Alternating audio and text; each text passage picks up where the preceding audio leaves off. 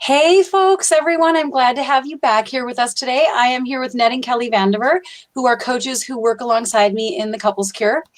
And we're here today for our weekly roundtable discussion. And today the topic is procrastination in your relationship. And I'm personally passionate about this topic because, and that's the reason we're talking about it today really, is because in the last 5 weeks, I've spoken to 3 men and 1 woman who came to us basically too late. They came to us after they had been married anywhere from between 20 to 28 years. And they had had the same patterns for the duration of their marriage. And their spouse had left and was truly gone for good. And they were really distraught because, as they described to me, their marriage was the most important thing to them. And they would literally do anything to get it back. Like, they really felt like my life has no meaning. They were very depressed. Their functioning was impaired. Like, it was severe. And all of them had not had any significant help in their marriage. Like, a couple of them had had a little bit of couples counseling, like a week here and a week there. One of them had read a book together, but they hadn't really had the support that they needed. And now it was really too late. And it broke my heart, honestly. And it made me ask the question, like, what is the discrepancy between the stated importance of the marriage by these really good, well-meaning people and the lack of action to do anything differently for so many years? Because that's how they ended up here. And I realized, it's really procrastination. It's not so much like a conscious choice, right? Like, people don't just decide, I'm just going to procrastinate until it's too late. Procrastination is this like really sort of seductive, dishonest, cognitive way of thinking about things that tells you, it like lulls you into thinking, what, this too shall pass. Things will get better soon. He'll get over it. She'll get over it. Yeah. Doesn't really mean that, as soon as she cools off, we'll go back to normal. It'll be fine. Or it comes up like when things are less busy or when my job isn't so stressful, then we'll take the time to actually focus and prioritize our marriage.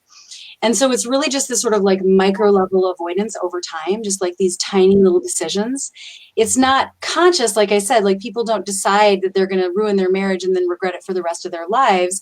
But it's a failure to recognize that really the importance of taking action before it gets to that point. It's like being asleep at the wheel and you don't even realize it until you're about to go off the cliff. Yeah. That's really what it's like. So It's not like people, I feel for people because they're not necessarily, we're in this field, so we're more aware. But when life is busy and you don't know this stuff and you're just trying to get through the day and you've got stuff with kids and you've got stuff with work and there's, deaths in the family and all kinds of life stressors, it's so easy to put this stuff off. Yeah. So today we're going to talk about this in like a roundtable discussion, and we're really going to look at how does procrastination show up? How do you know if you're really in the danger zone of procrastinating? How specifically it damages a relationship in various ways, and then what you can do about it to sort of nip it in the bud to make sure that you are being more preventative and proactive and not waiting until it's too late. Yeah. So I wanted to just turn it to you guys and see what's your experience. How do you see, like, we're going to talk a little bit about how we know procrastinating is showing up in the dynamics, but what's your experience in talking to people where it's too late, and how do you guys define procrastination in this context? Yeah. So I really, when you said it's sort of this avoidance, a few minutes ago, and my definition of procrastination is the unwillingness to look at yourself, and it's because the bottom line is it hurts to look at yourself. I know, because I've been doing this work for years. I've been on this path for a really long time. And we are conditioned as human beings to look outside of ourselves for the reasons for why our lives look the way they do, and for why we're in the situations we're in, why we're unhappy in our lives and our situations, our relationships.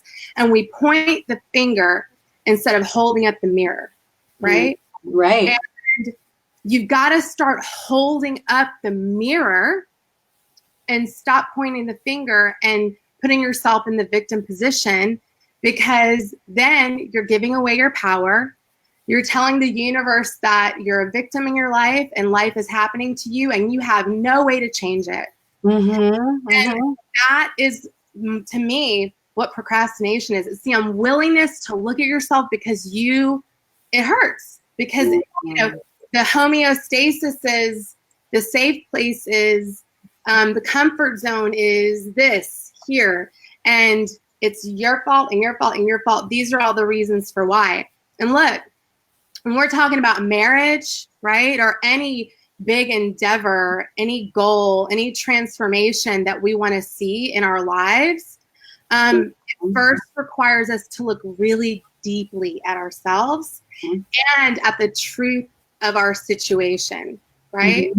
And most people aren't. The truth of the situation might involve their spouse, right? It might be like, I have to really look honestly at what I'm dealing with my spouse. That is outside of you, but what's inside of what you have power to call it out, and you have power to see the truth of the situation and power to take action now. In fact, now is the only time we can ever take action.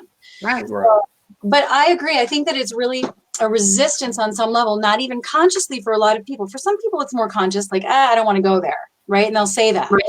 Some people aren't even recognizing that it's the defenses against what it would actually require. Yeah, exactly. Just to say, I'll deal with it later when the kids are grown, or when school ends, or when my job's not so stressful. Yeah. And that's what I was about to say too, is it's like people aren't even willing to look at themselves, because that's hard, let alone all the work, the inner work that comes after looking at yourself. Right. So it's hard work altogether. And I think people know that at their deepest level. And that's why people procrastinate, because it's hard. It's painful. Well, I think part of that also, though, is, the fact that, when you're talking about, the depth of the level of, looking at yourself. And, I think Monika hit on this point. There's a lot of, uncomfortability when you're talking about, actually looking at yourself in the mirror and maybe possibly looking at the faults around, some of your actions, past actions, maybe present. And it's difficult to deal with that in the capacity that if you don't really have the answers or solutions to deal with these things, it's that much more daunting. Okay, so why would you want to go there, right? And so, oftentimes we do find ourselves I'm entering a territory that's going to be really messy, and I don't even know how. So exactly, and so it's easier for me to bury my head in the sand a little bit around this issue. And like we said, we know where this leads, because people often find themselves procrastinating for years at a time until they get to a certain place of discomfort where they just can't handle it anymore.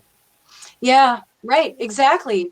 And how does this show up, you guys? I mean, I have some ideas about, from just not only existing clients, but former clients and people that then weren't actually a good fit because it was too late, of some really big red flags, where you can tell that procrastinating and really not making the relationship the priority is the culprit. And that is the primary culprit. What do you guys see in your experience? Oftentimes, one of the biggest things I see is a recurring theme around a problem in the marriage. Yeah. Whether it be something around the kids, whether it be something around work, whether it be sex. But something it's playing over and over again, like having the same fight over and over again. And it's just and you can feel. I think people can feel themselves getting to that place and going there. It's very somatic.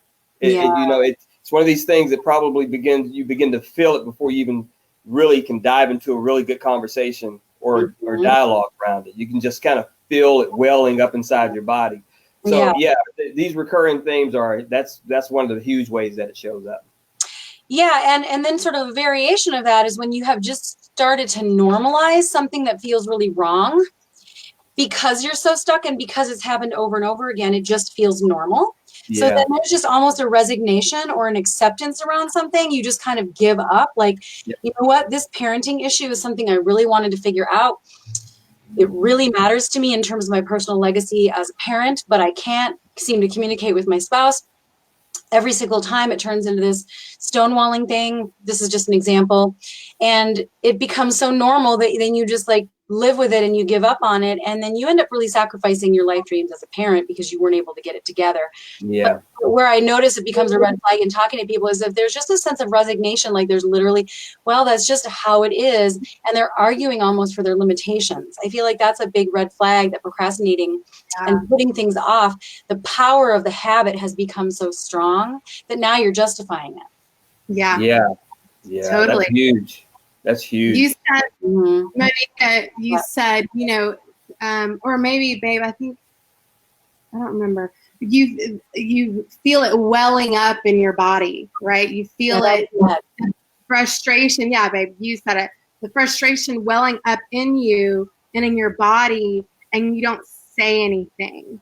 Okay, that's the problem. You're not saying anything. And I have a client, we just spoke to her the other day, and what she's got going on is the same thing as a lot of our clients have going on.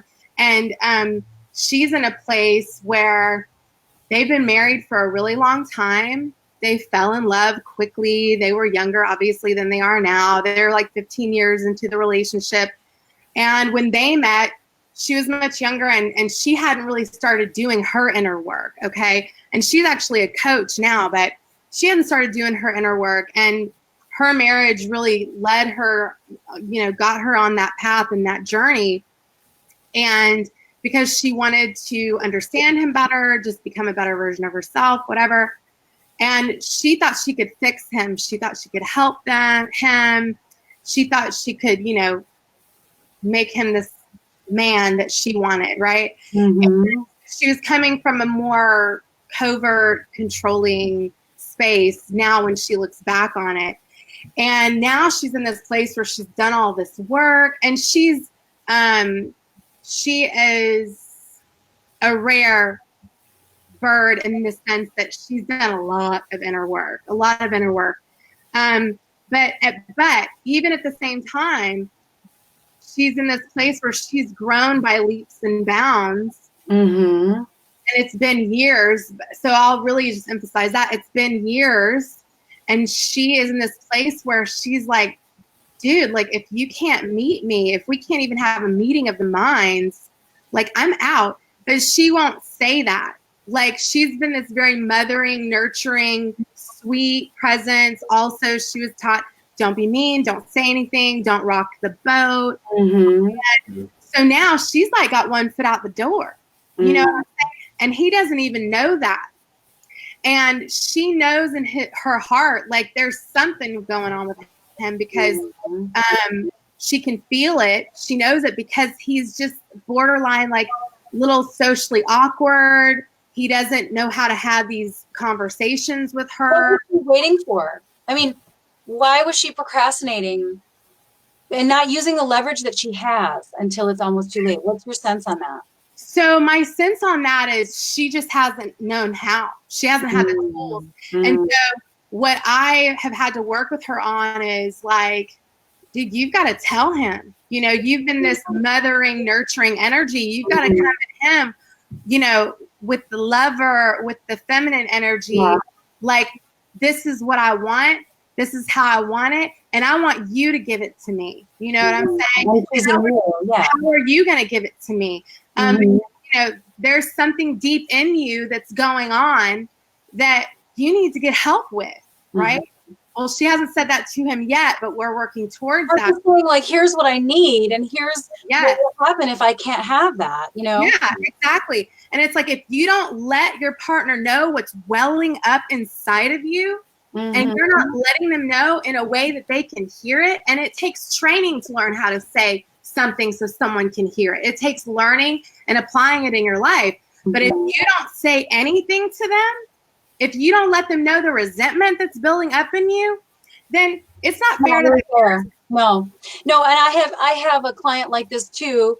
They're engaged, actually, and it's the husband to be that is in the similar situation as your female client, where he's been doing some inner work for a while, and he's recognizing a lot about how to hold boundaries and know what's going on for him. And he really wants to set this marriage up for success.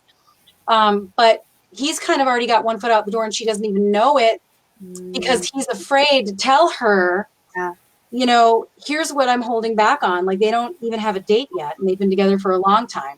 And she's asking about it and there's all this insecurity around it. And he doesn't want to tell her because he's afraid it will exacerbate the insecurities and it will make it worse.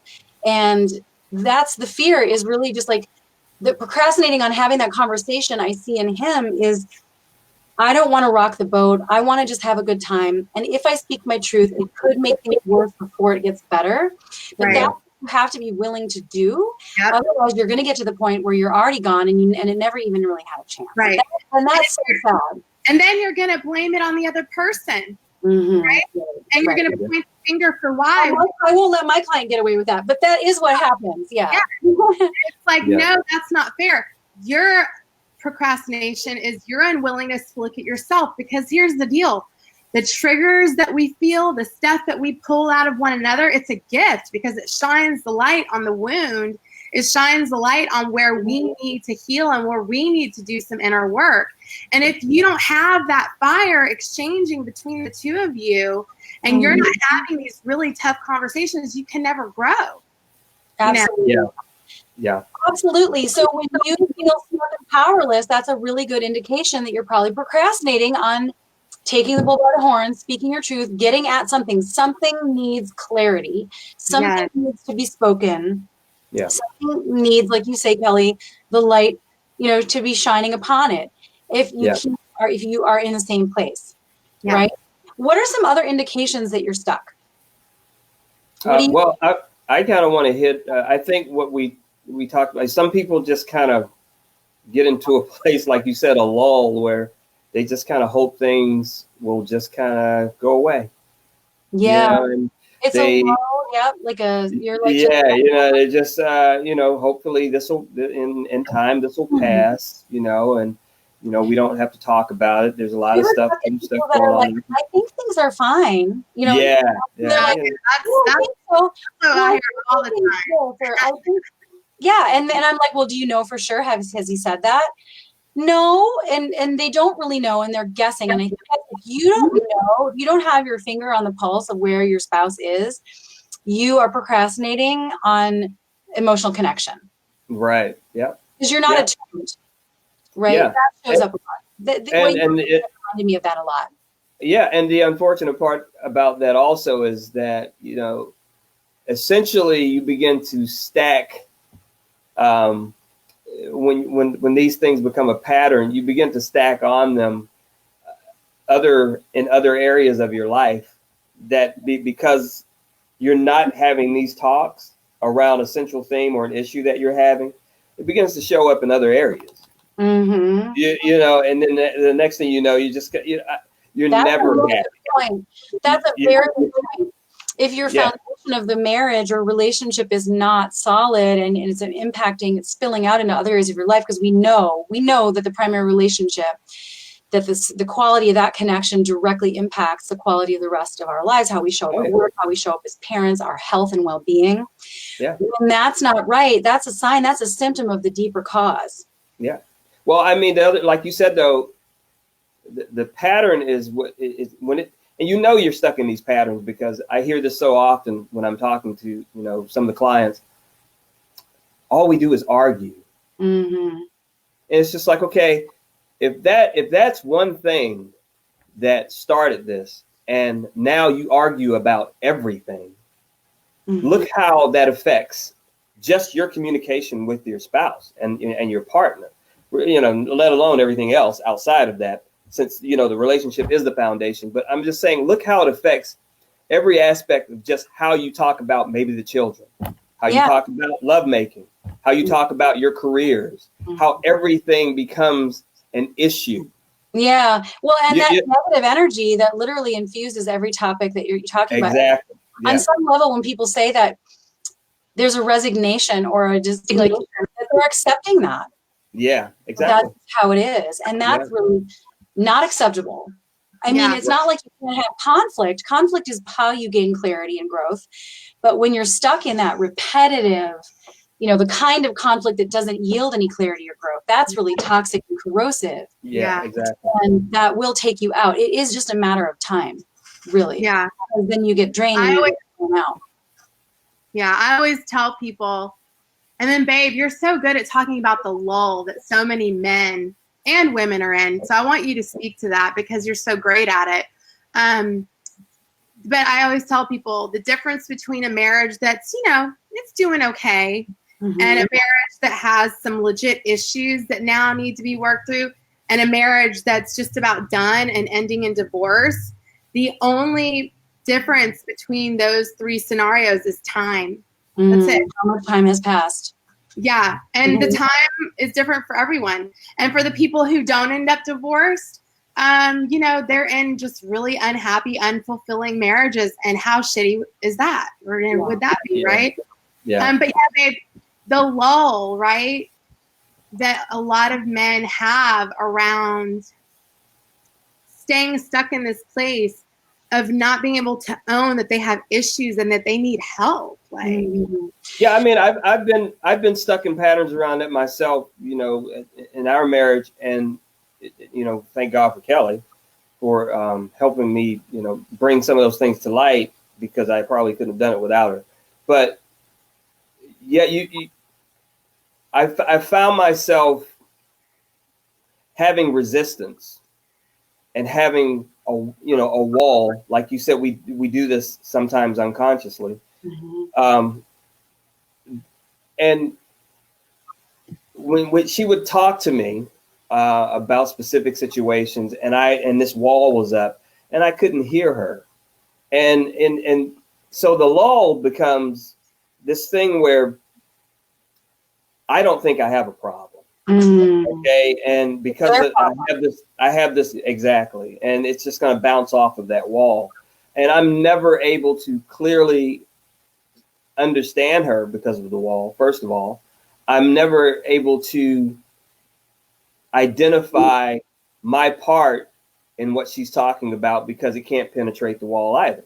So I can't reflect on what she's talking about. Yeah. And so what you get, it becomes this pattern.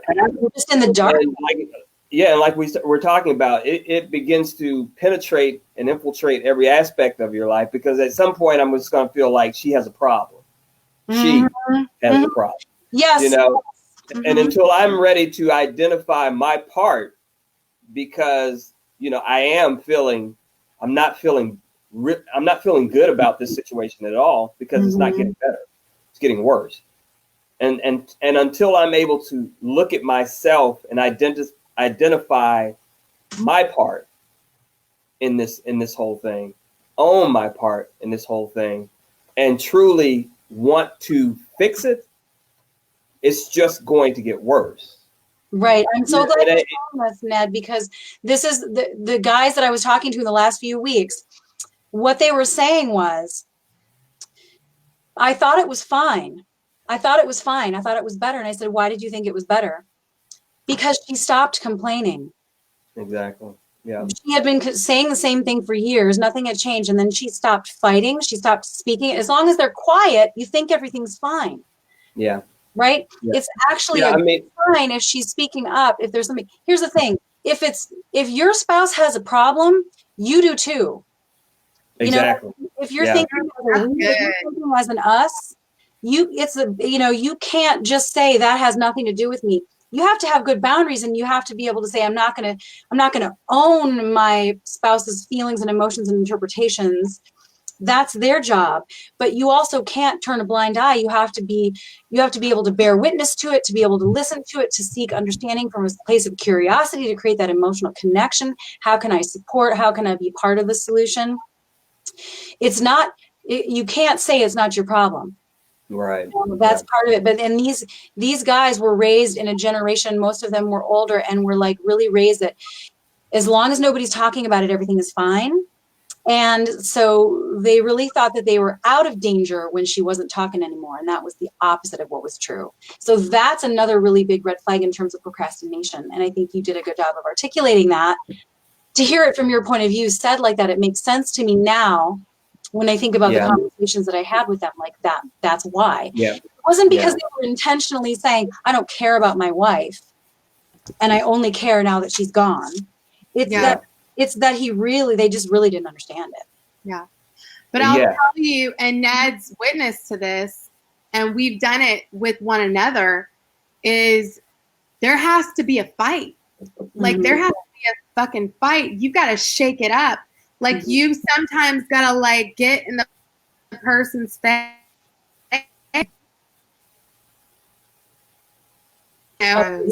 You froze up there. Yeah. But What were you saying? It's the shaking up. You got to shake things up. You got to let it out. And Ned, I mean, you got to do it that way because they have to feel it in order to get motivated to change it. Yes, exactly. I'm glad you said that because that leads us perfectly into what you can do if you are resonating with what you're hearing, or if you feel like this is something that your spouse, or this applies to your spouse. There's some things that you can definitely do to break out of this lull of procrastination and to shake things up. That's really what it takes, is to dislodge the pattern and to wake up to it. Because here's the thing, more damage is done each week that passes. If you don't take action and you keep going along, you're basically deciding, in the moment, you're deciding what your future is going to look like. If you do more of the same today, that is literally, if you can make that connection, that's the biggest takeaway that I would want you to get from this talk, is that you can make the connection between the choices you're making and what you're choosing to accept and ignore today. You're literally creating your future. And so now is when you have to take the time and go, all right, I need to break out of this old narrative. I need to stop the pattern. I need to shake things up. So the first thing is to speak up, right? Is to speak your truth, or to say like something isn't right. I might not have, even if you don't have the answers, you guys, don't let that stop you. You have to be willing to at least to say, I don't know what the answers are, but I do know that this is not okay. Something isn't right. And we've got to do something differently. Right. Speak up on what must you have? What are your desires? Try to speak from a place of what your vision is, in a non-controlling way, obviously, and a non-blaming way, but to really say, I have to add something different and better. Please join me in trying to solve this together. You can do it as an invitation. You can shake up in an inviting way. The other thing too is if you see something going downhill and you know that something is clearly wrong, is you just have to make a decision. I'm not going to go another day. Even if my day is busy, even if I have a big day tomorrow, even if the kids are sick, like it's on some level, wouldn't you say, it just comes down to making a decision. I won't go another day without stopping the pattern. Right. Whatever it takes. Because once you make that decision, then the options of like, well, which road am I going to go down, and how can I get the support I need, and who am I going to talk to, and what am I going to do? That will come, but nothing will come to you unless you first make that decision. Yeah, definitely. For sure. The other thing is you have to be willing to carve out the time, right? And recognizing that after the decision, you're going to have to invest the time. And we recommend high level, high traction, high support mentorship. That requires a lot of mindset work and daily systematic action. Yeah. We're not talking about the 50-minute hour once every 2 weeks or once every week with no support in between sessions, especially if you've been married for a really long time and you've been entrenched in a long pattern. You have to be willing to surrender to the fact that you're going to need high traction to override the pull of that old story and those deeply ingrained habits. Yeah. And that's hard. It is. It's hard. Go ahead, Nick. No, you go right ahead. I was just going to say, this is hard work. Yeah. This is hard work.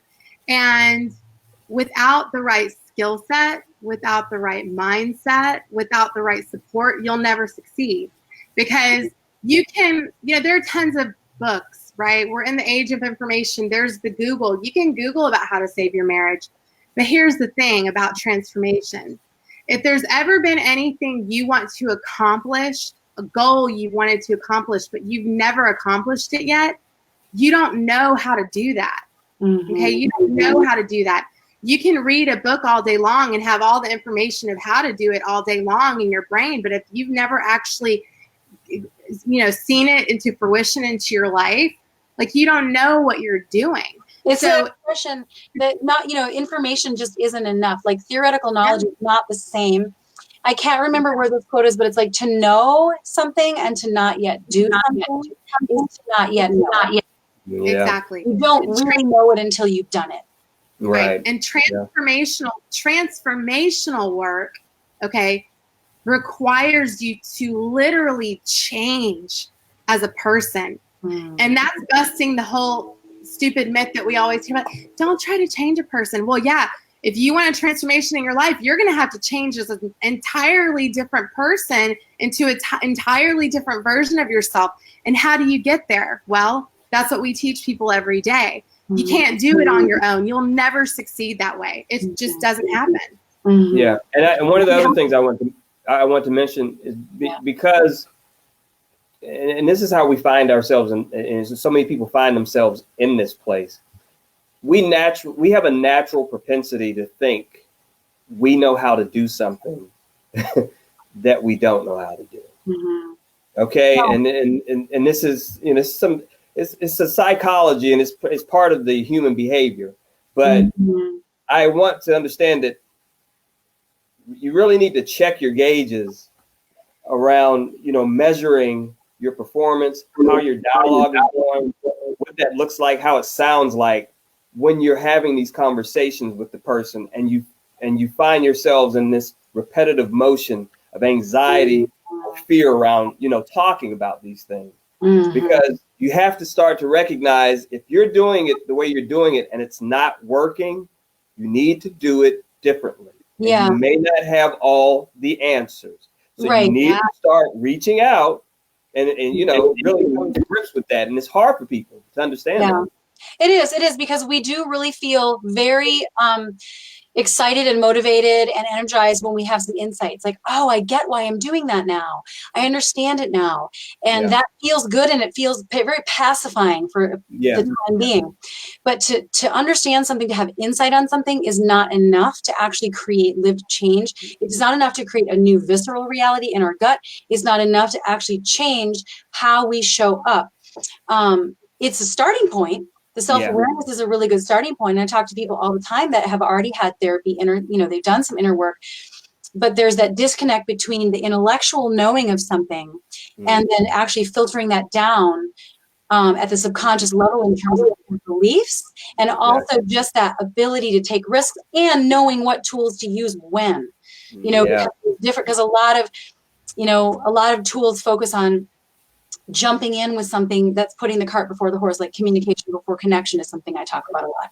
Right. A lot of approaches will lead people the wrong way in that. And then that's a whole nother topic. But yeah, I think that's the main thing, is realizing if you haven't done it, if you've been trying to change it and you haven't been able to yet, I really do believe, if you're even still listening to this right now, that you would have done it on your own by now if you could have. Yeah. Don't hesitate to reach out to somebody. If you're already talking to somebody, see if they'll do some high support with you beyond, the weekly model. If you've got somebody in mind, reach out to us if you are resonating with what we're saying. This is something that we can talk to you about, for free without any sense of obligation at monikahoyt.com/talk. And basically what we'll do is we'll look at your relationship, what's not working, what the patterns are, what you've tried and why it didn't work. And then we'll come up with a plan of action if we think we can help you. And if we can't help you, of course, we'll let you know that, and we'll point you in the right direction to make sure that you get the support that you need given where you're at. But our mission really, and our purpose, is to raise the bar on marriages. That's our life's work. That's why we're here, from a place of like a true calling, really. And so, we know that the relationships that we live, in our lives every day, that's nothing less than our personal legacy as human beings and why we're here. And it informs the future generations, right? It's important work, and we're here for you if that's something that you want support around. So don't hesitate to reach out to talk to us, and we can explore that with you. Or if you've got somebody that you're already working with, explore some of what you've heard here today with them, and see if that's something that they can incorporate at a higher level with you guys, and engage the group in the Art of Healthy, Authentic Marriages. Ask your questions, post in here, and we'll definitely answer those questions, as well as if you put in the comments below this video today. So with that, I just want to thank you guys. Do you have any final comments or anything like that before we close for today? Ned and Kelly, I thank you again. I think I'm good. I think that was beautiful. How about you, babe? No, I think what you said is perfect, Monika. I mean, if you, I'll just add to what you said is if because this is our life work, this is our passion, right? Like, it is about the future generations. We want our kids to always have a better quality of life and relationship than what has been modeled and taught to us. And it's really our job as parents to master this skill so that we can model it for our children, and at the very least be here for them when they have their own stuff come up in their own marriages, and we can help walk them through that. It's really deep and personal work for us. So if it's deep and personal work for you too, and you've been looking for help around how do I shift this, right? Because it all starts within, then definitely give us a call. We want to talk to you if it is as important to you as it is to us, because those are the kind of people we like to work with and help. Amen. Yes. Yeah. Well, thank you guys again. Thanks for tuning in, everyone. I hope you all have a wonderful, happy Easter weekend, and we will catch you next week. All right. Bye. Take care. Bye-bye.